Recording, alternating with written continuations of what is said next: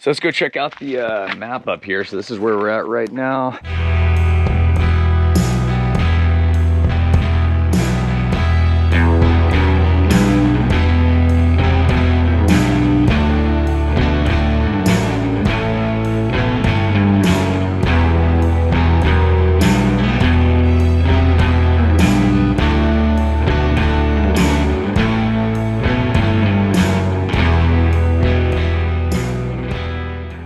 Just about to enter British Columbia. So we're in Yukon territories right now. So we're gonna drop into BC. So there's two ways you can go on the Alaska Highway. You can either do the main highway over there on the right, which is Highway 97, or you can do Highway 37, which is the Cassiar Highway. Cassiar Highway is about somewhere around 60 miles shorter, but the Cassiar takes the same amount of time as the Alaska Highway because it's kind of bouncy and slow. But it's definitely more beautiful drive over here, I think. But I think I'm gonna go this way just so we can hit the hot spring. So let's do it. Everything's holding up pretty good in the camper, but it's good to always check when you drive this highway. If you have a camper, just check your camper jack tie downs. Just have a look around at your lug nuts every now and then. Stop and just check stuff out. Make sure when you stop your car, it's not pouring fluid. It's always good to give it a once over every now and then. Make sure everything's going smooth. Let's continue. So right here is junction 37. You make that right turn and that takes you out the Cassiar Highway. So we're gonna jet on by it, head this way towards those hot springs. Here we are in Watson Lake.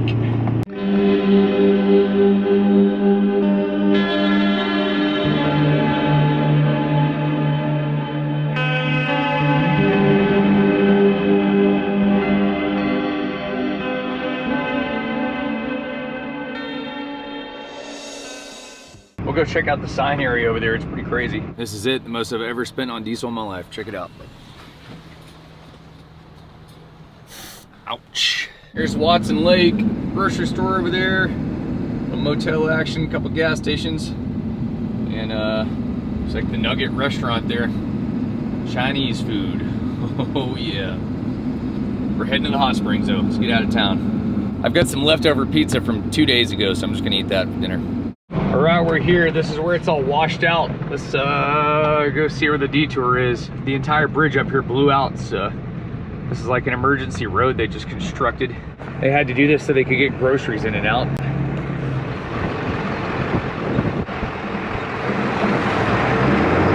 And this is crazy. This detour just keeps going. We've driven probably, say, just about a little over half a mile. I don't know what they're doing. I guess going upstream of the canyon and trying to make some kind of road across. Is pretty crazy though. Now we're dropping down to the river. I don't know how we're gonna cross the river. They must have done a makeshift bridge. The entire river floodplain out here was super full to the banks. You can tell all this, look at all those trees. It's all been totally blown out. Holy crap, crazy. It's like we're climbing back up here. That is insane, holy crap. Look at that, looks like a lake or something out there now. There you go, we made it through. A little bit of a relief. I didn't know how that was gonna go. So we're continuing south. We'll get about 2 hours or so, we'll be down to the hot springs. Probably camp there. This will be the Liard River. It's the river the hot springs on. Sorry for the bouncy camera. Ooh man, I am exhausted, but here we are. Liard Hot Springs right down here. Let's go soak. This is the best hot springs I've ever been to in my entire life. It's freaking awesome. Let's go check it out. There's a bear, whoa. Oh, this is gonna be so awesome.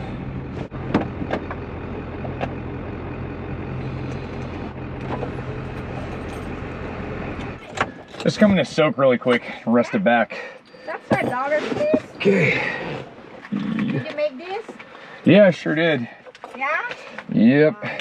It's like leftover from like a bigger house. Uh-huh. Very cool.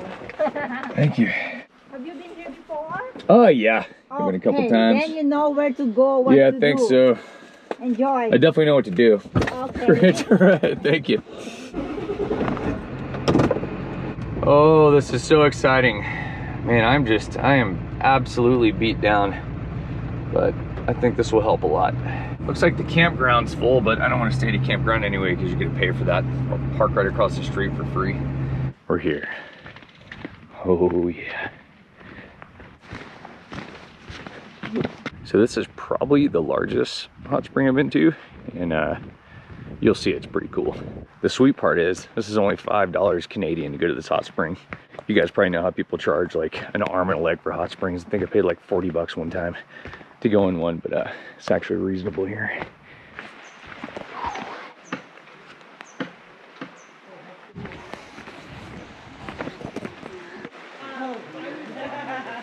That question just gets shut down.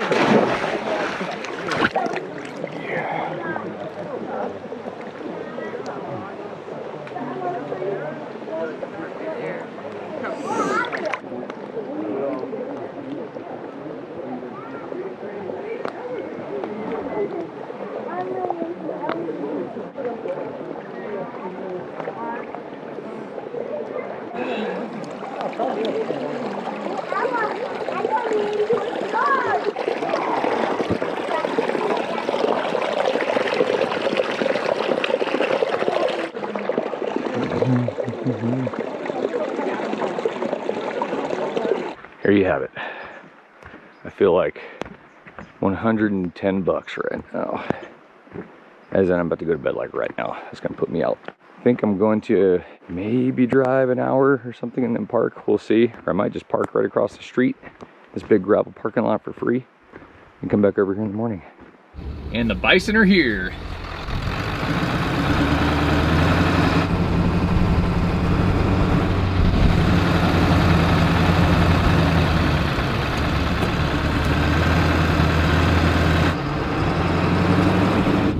Pretty amazing, like the lack of guardrails on this highway. Like if you fall asleep and don't pay attention, like shoot right around this corner, you're gonna go right into Muncho Lake over there, which is extremely deep. Stay away from that.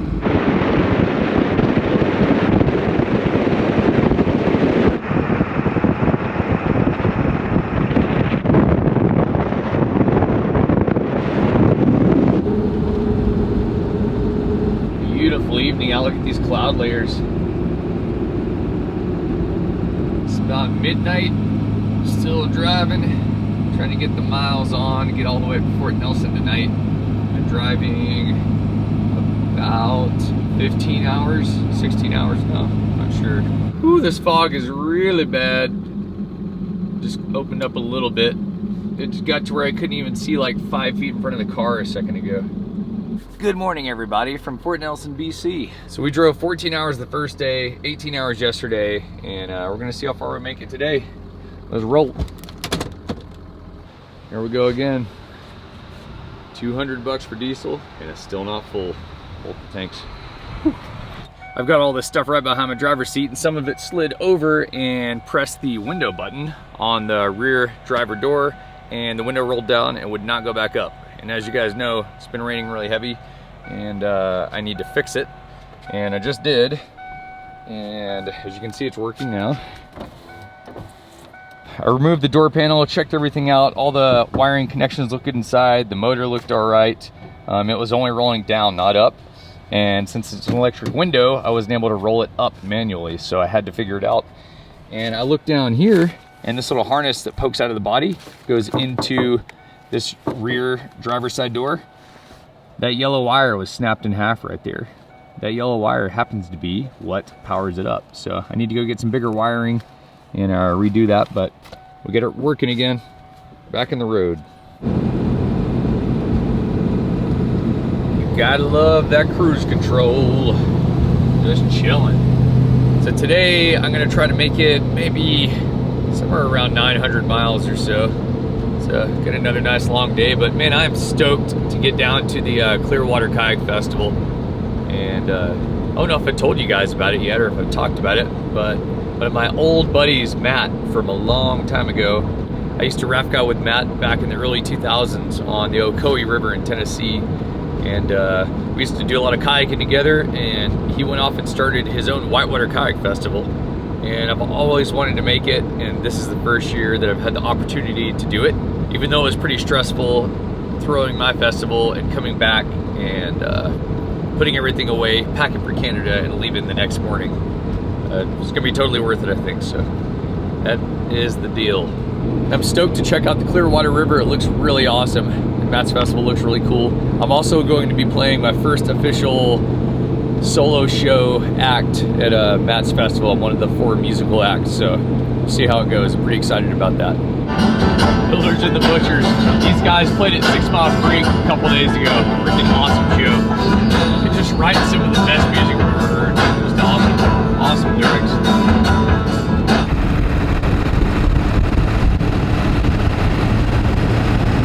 Cool.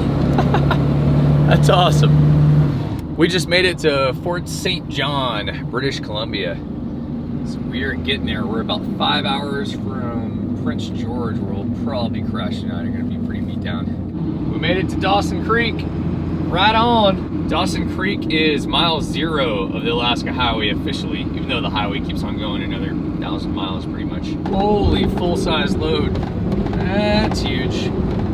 That's pretty big. Well, I don't know how I did it, but I missed I didn't even know there was a turn on the Alaska Highway. I thought I'd just keep on driving south, and I've just been going straight this whole time and thinking I was south, and apparently I missed a turn in Dawson Creek. And yeah, I just drove like 2 hours in the wrong direction. I drove like way out east in Canada. So now I've turned back around. I'm heading back to Dawson Creek, and then we're heading south toward Prince George. Apparently this is our massive turn to take us south. This tiny little nothing looking road. All right, Google Maps. Take the next right onto Range Road 70. Really?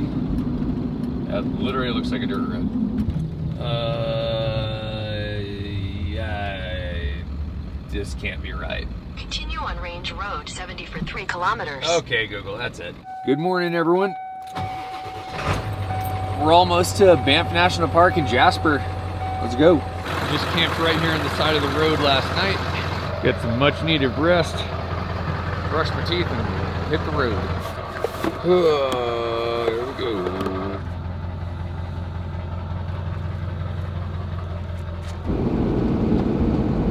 We're in the town of Hinton in Alberta, and we'll be to Jasper in about an hour. Last time I was in this town, if you guys look back at my videos, you'll find a power steering hose video, like how to fix a power steering hose in F350. I was broke down here for 3 days. Pretty crazy. All right, Jasper, we're here. Let's go get some breakfast. Hello. Hey. Not too bad. Just passing through to Clearwater, go kayaking. So if you're not stopping in the parks, you don't actually need the park pass. Okay, cool, yeah, I'll be through it in like an hour here. Or maybe, I don't know, how long does it take to get through? Probably about an hour and a half. All right, Yeah. Sweet. Right on. Yeah, you too. Well, that's sweet. That would have cost a fortune if I was in the States, but just got let in. Let's go. All these people stopped to see this caribou over here. Just chilling. Nice. Ooh, look at that blue water. It's gorgeous. Turquoise color. It's a really beautiful place, but man, it's just a zoo. There's just so many humans, unfortunately. The old Banff National Park thing. The Rockies are super cool in Canada, but man, there's so many humans. It's just been overdone. I hope Alaska never becomes this. Really do. I know we get some touristy stuff in Alaska, but it's nothing like this. I'll put you guys up here so we'll do a little drive through in town here. It's tons of hotels and gift shops and Airbnbs and just like a big shopping mall in the middle of this gorgeous wilderness. It's like kind of sad in a way.